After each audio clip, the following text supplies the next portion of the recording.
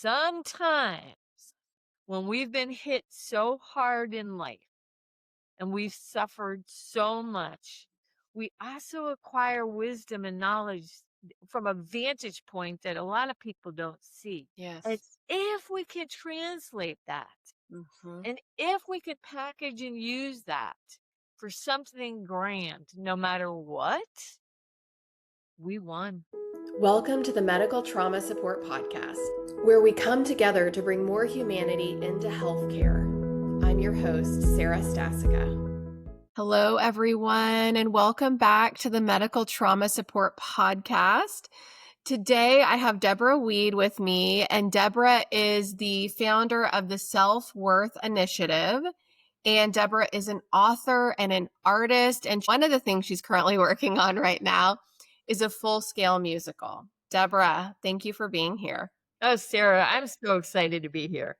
Yeah, I'm so excited for our conversation because it's going to combine your recovery from medical trauma as well as, musicals, which my family and I are a big fan of. So I'm very excited to learn more about what you're doing. But I also wanted to just open it up for you to tell us a little bit more about yourself before we get started. Absolutely. I want to reach out to anybody who's going through any kind of medical trauma and say that I care. That's where I would like to start. It's very, very difficult, especially as a woman, when you have medical things that are happening and you don't know what it is Mm-hmm. and you're frightened and you go out there for support. And sometimes with doctors and sometimes with the medical community as a whole, they can't hear you. They can't hear what's going on, and you might not be believed, like what was in my instance. So to have somebody like Sarah who can support you through these kind of things is such a blessing because you don't want to feel alone. Yeah. Oh, thank you for saying that. I agree with you. This is when we're going through something hard like medical trauma, we need support.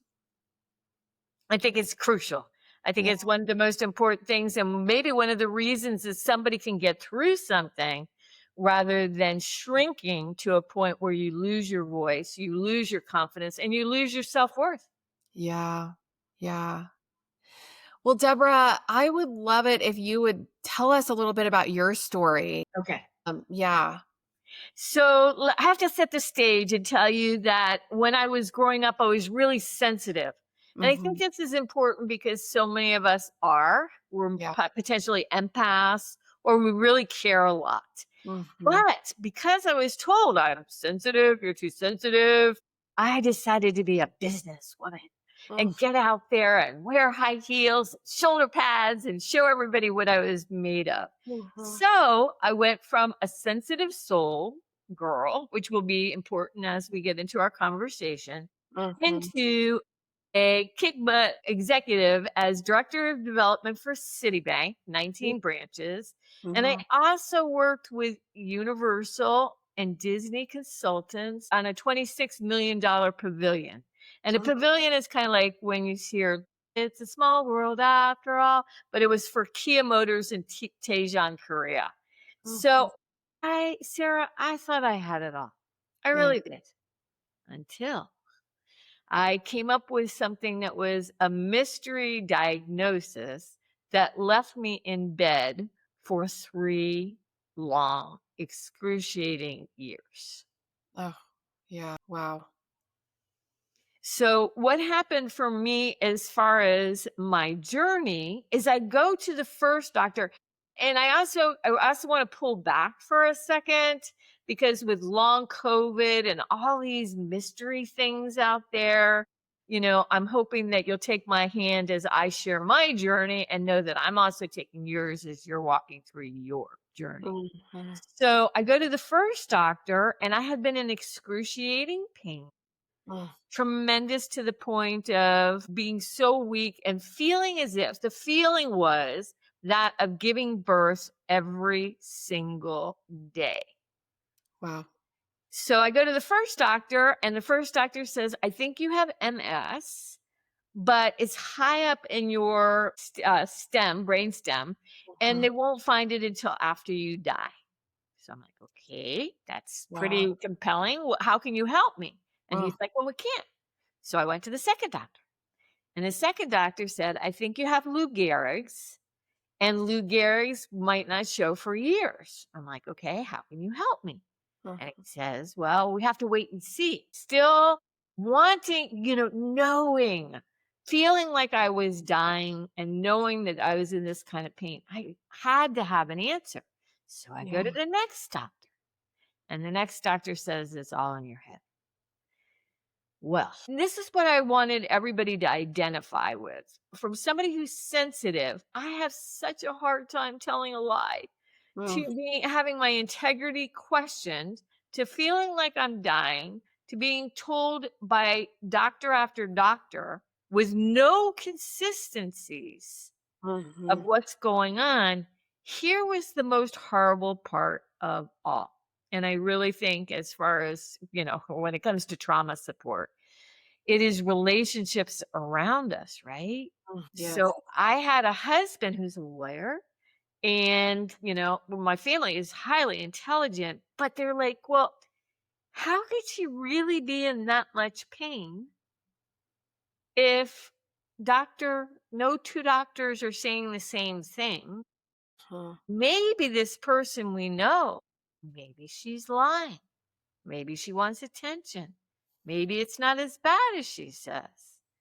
So I think, at least for me, that was the breaking point. Oh my goodness, yes. I wanna if it's okay to pause there. Absolutely. I'm totally giving you space to share. Yes. Well, I think that what I understand you saying is that your family and friends question your experience in your body. Yes. And that is a common thing that I hear from people. And I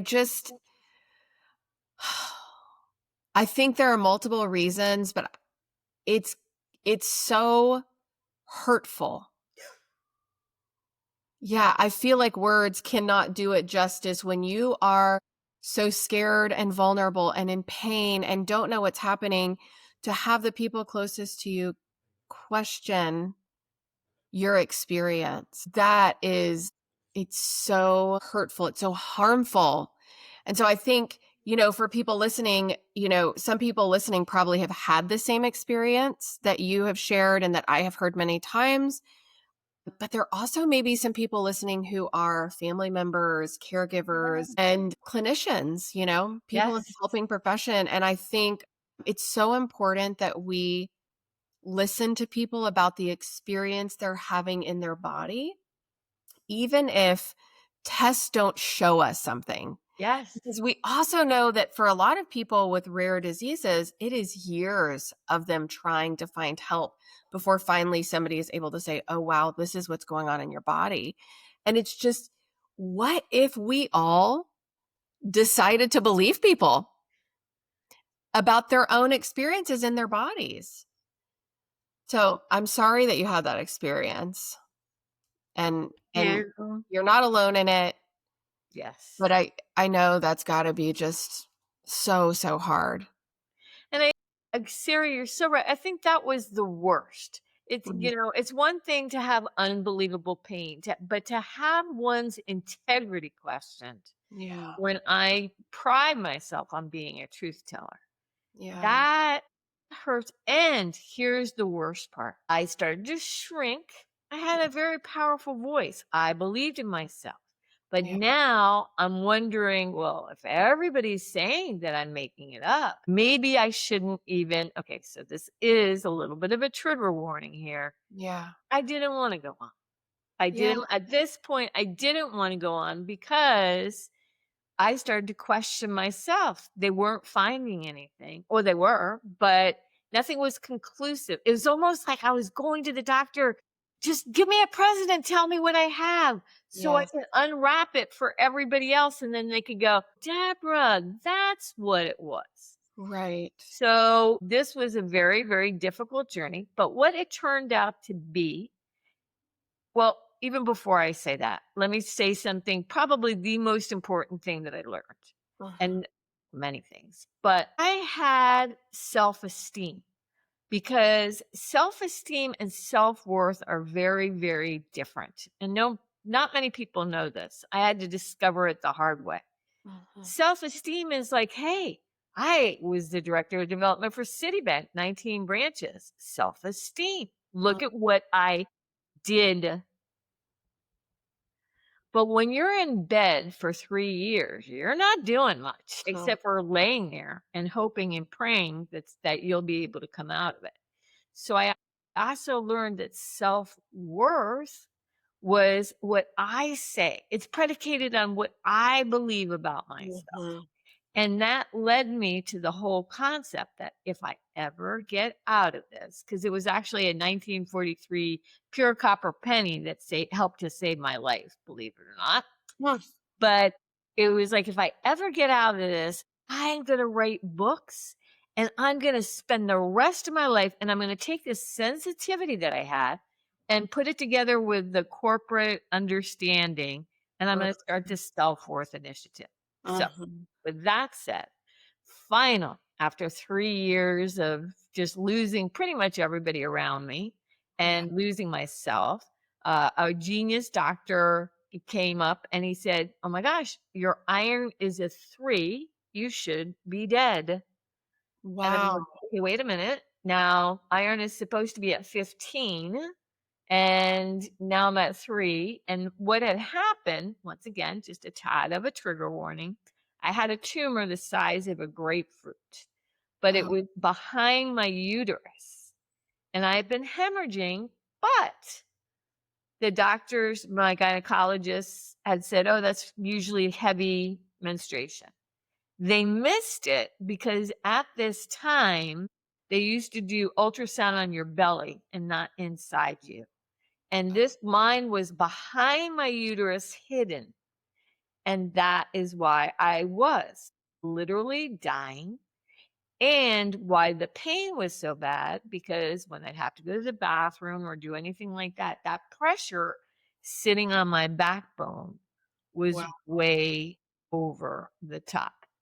Now, Yes. Sarah, I have to share also in my life, I'm, a grandma now. I've had 3 of these instances in my life, 3, where it was a situation that's outside the norm. And all 3 of them were death defying situations like this. Wow. And every single time, it's been creativity that saved my life. That's beautiful.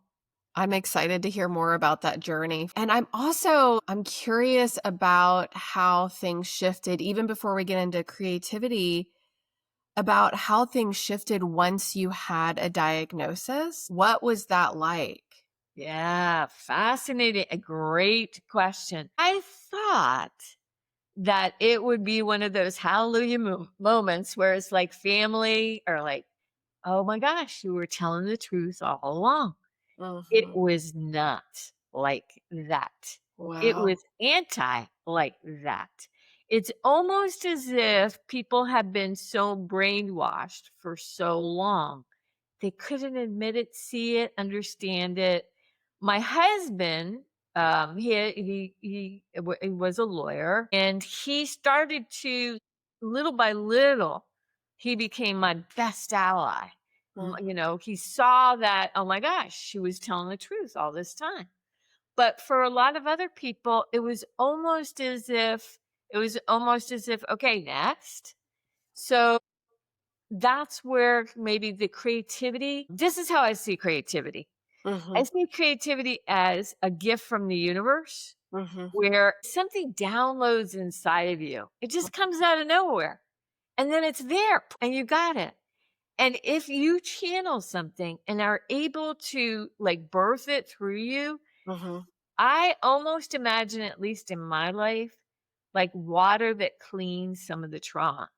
Mhm. Because and for a long time I did, when I was trying to solve the problem or solve the trauma and like going over it and going over it, for me, I was focusing on the problem and the solution for me was going to my gifts, Mm, going to those things that were natural in me that actually brought a sense of joy. It's such an experience and it's so powerful of an experience that even now I'm going for my big, over the top, unbelievable dream, and I'm mhm, giving it everything I've got because I don't want one more woman, their daughter, and men, conscious men and sons, to mm, go through the feeling of losing one's voice, mhm. losing one's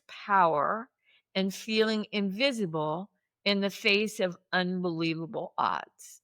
We all have our different way to help. This is my way. Yeah. There are so many different things I want to ask you about in just a few sentences that you just said.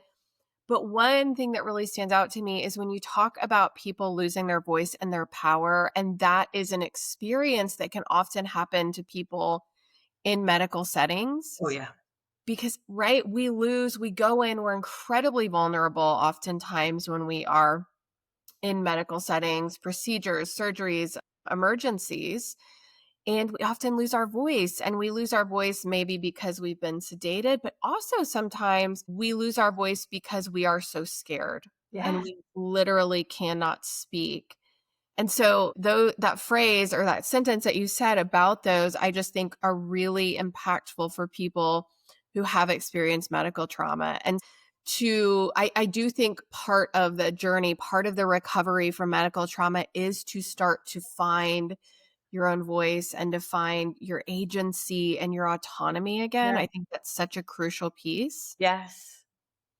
Yeah. And then the other thing that you said is going to your gifts has been the way that you've recovered from what you said was three different challenging Great. medical experiences. And one of them being 3 years in bed and not knowing what was going on and being given really scary diagnoses, right? Very, very terrifying.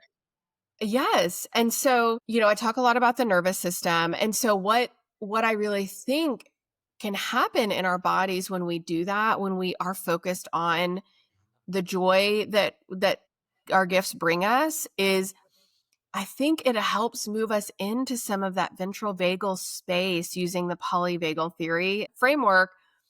And that's where we feel safe and connected.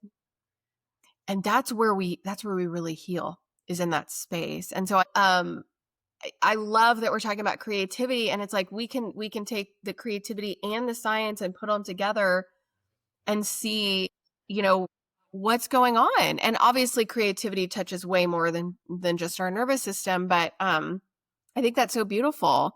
And I want to hear more about that journey for you and also about starting your foundation because my guess is that you started the foundation after that experience of the 3 years in bed. Yeah. I think that, one of the things that is the scariest for people for every one of your listeners is that when you go to a doctor, a lot of times you're saying, please save my life. Mhm. Please save my life. But save my life isn't only the physical. It's the emotional, it's the relationships, it's everything around you. Yeah. And so, how can you fight with a doctor? How can you have a voice if like if you're going to somebody looking for them to save you and be the expert? How are you going to question their integrity if they're telling you, take this pill, it will work? And you're thinking, yeah, but I don't do well with pills. Or Mhm. take this operation because it will work. And you're like, yeah, but my body doesn't feel like it's ready for that. Yeah. How do you navigate this? Well, It's so difficult. it is so difficult, but I also think that this is where shared decision making comes in.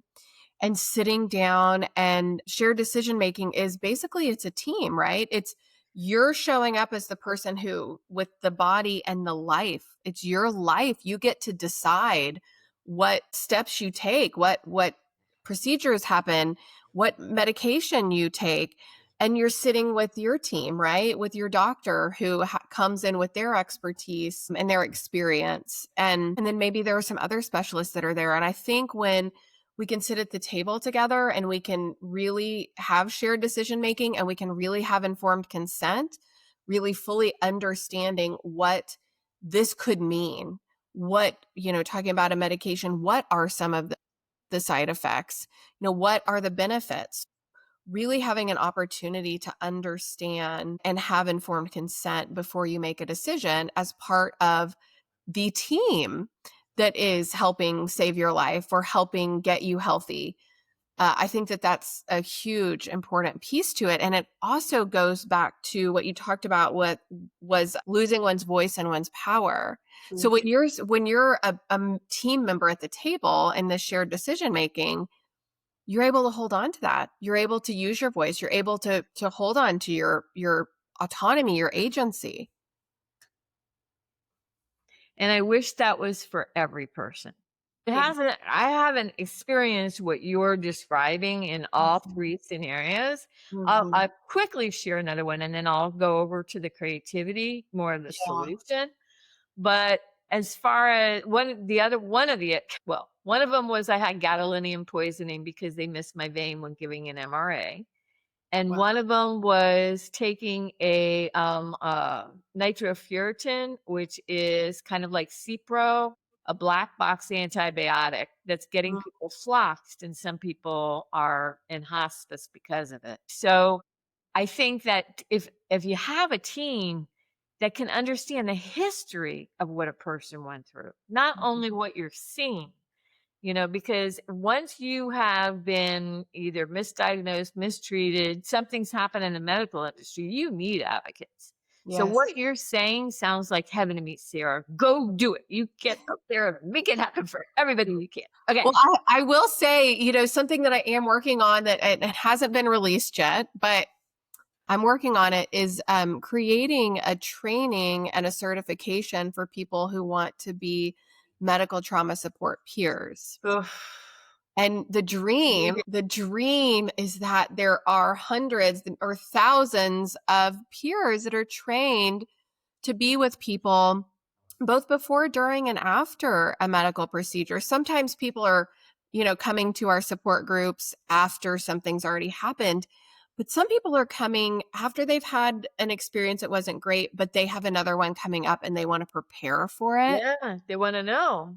Yeah, right. So the dream is that we can have support, we can prepare for things to try to minimize medical trauma, maybe even prevent it. And then maybe we have a peer who comes to the hospital with us, right? Who shows up with us when we're scared and we need somebody to take our hand. Yes.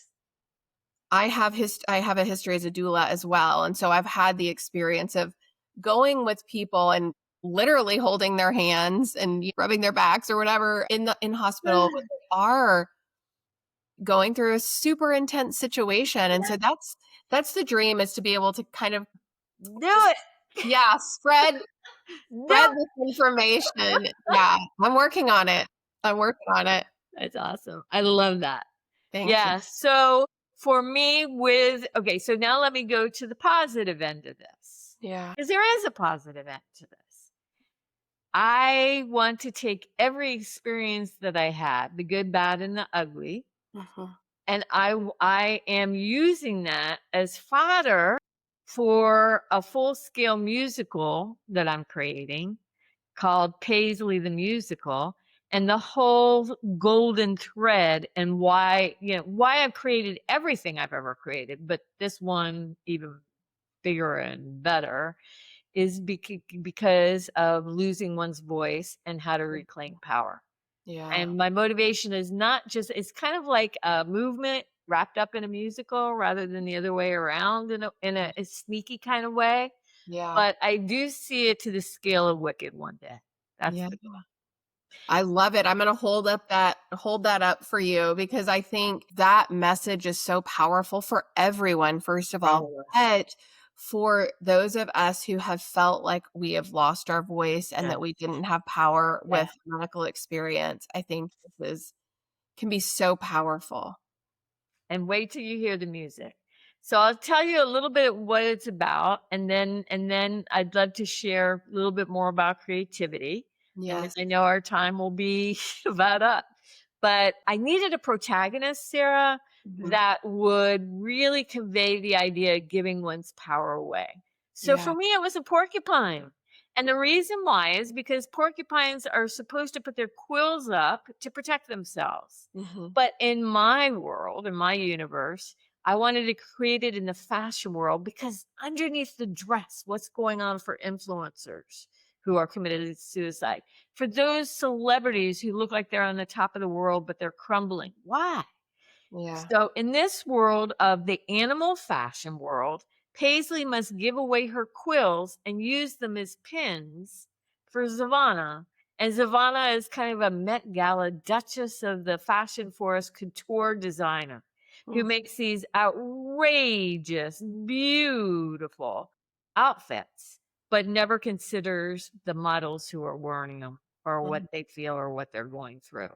So Yeah. little by little, Paisley is taking a piece of herself, metaphorically, physically, in every which way, and she's giving it to others to refit them, Mm, to help remake them to who they want to be mhm, until she's forced to give up all her quills and she's only got one left.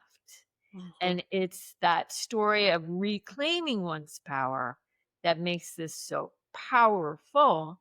The mhm. music is an anthem. I'm going to be releasing a 5-song album coming up on January the 11th, Exciting. 2026. Music is an anthem for every woman.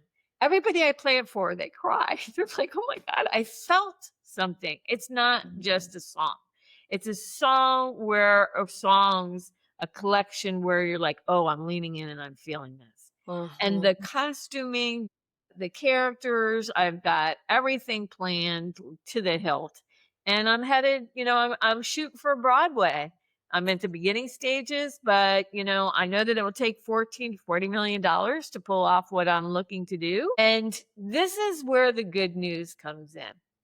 Sometimes when we've been hit so hard in life and we've suffered so much, we also acquire wisdom and knowledge from a vantage point that a lot of people don't see. And Yes. if we could translate that, Mhm. and if we could package and use that for something grand, no matter what, we won. Yes. And there's nothing that's gonna well, unless, physically I still have challenges, so who knows, but at least spirit-wise, there's nothing that's gonna stop me from making this production everything that I dream of, so that when somebody's watching and going through the experience of Paisley and, her whole storyline, that they will be, "Oh my gosh, I felt like that. I feel like that, and I see how I can reclaim my voice." Hmm. That's so beautiful. I'm so excited to hear the songs that are coming out January 11th.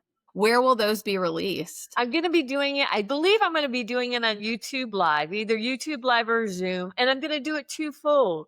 I'm gonna have a panel that talks about reclaiming one's voice. This is, what I'm really concentrating on? The whole multi-generational aspect of women who've lost their power Mm, and girls who are just going into that cycle of, can they keep their confidence? right. Because if I can get that conversation going between the two, the most famous one is Wicked, that really appeals to the multi-generational mothers, daughters, primarily women, guys too, but that's kind of the jam that they're doing. And for the people who have seen this, they're telling me it's like a feminine Lion King, Mm. but it's got all the layers in it and the music. I think it's gonna knock your socks off. But we'll see. I'm so excited. I think the story sounds amazing. I love your your energy and your passion that I can just like feel coming through about this. And as we wrap up this episode, I am curious if there is one really important thing that you want the listeners to leave with from you. Well, as I said in the beginning, I care. Truly, I care because I've walked the walk. But I also would say this. I mean, there's so many things I can pick. Mhm. But when you have been traumatized, the word failure is even bigger. It's like a billboard. It's Mm, like, why try? I've mm, already fallen. Why get up? I'm gonna get more hurt. Why mhm. be creative? It's like then I'm gonna feel worse about myself. I already feel that. Yeah. But here's the thing, and here's the thing that I feel so profoundly. Well, actually, two things. But if you feel it's like you're a gardener and you're getting your hands dirty because you're putting a seed in the dirt, right? Mm, Getting your hands dirty, maybe you get messy. But, Sarah, you could get a surprise flower. mhm, But regret, you never, ever, ever put a seed in the ground. mhm, So I truly believe that people don't get stuck because of fear. I believe that we get stuck because we've given away our power little by little until we think we have nothing left. But I'm here to tell you, porcupines, their quills grow back, and so does our power. mhm. That's really beautiful. I would love for you to let the listeners know how they can get in touch with you, how they can learn more about this musical. I would love to. If they go to Paisley'sFashionForest.com, Paisley'sFashionForest.com, they can read all about it. And I'm also keeping my eyes open for singers and dancers. I mean, maybe there's somebody in your universe who's had medical trauma, but they still dream of being an actor. Maybe they were. Have them Mhm, contact me. I'm looking for fresh new talent. I'm looking for producers, investors, everything across the board. So I'm just inviting everybody to go along on the journey because the movement part is called Quills Up, mhm. Power On, and essentially, let's get our quills back up and know our worth. That's so beautiful. Thank you, Deborah, for being here and sharing part of your story. I feel like, you know, we could have probably talked for 5 hours about your story. So this is just like a little tiny nugget of it. But I'm really appreciative for you sharing your time and being here. And I'm so appreciative of you and go out and do your dream. We need that. Thank you, Sarah. Yes. Thank you so much for being here and for caring about bringing more humanity into healthcare. And if this conversation meant something to you, please share it so more people know they're not alone in their medical experiences. You can find resources, education, and our peer support community at medicaltraumasupport.com. And if you enjoyed this episode, please follow, subscribe, and leave a review. It really helps more people find this podcast. Take care of yourself, and I'll see you next time.